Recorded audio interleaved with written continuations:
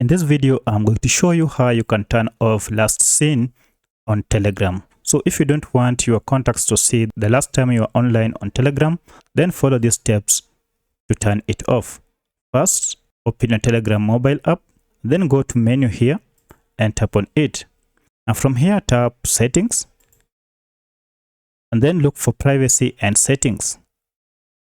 Now under privacy and settings, we have two sections. One is security and the other one is privacy. So go under privacy and locate last seen online. So tap on it to open. So if you look under who can see my last seen time, it is set to everybody by default. So to turn it off, just choose nobody, and then we have a tick on top here to confirm your choice. Tap on it and then tap on OK. And here you are told that unless you are a premium user, you will not also be able to see other people's last seen time. So if you're okay with this choice, go ahead and tap on OK, and that will be done.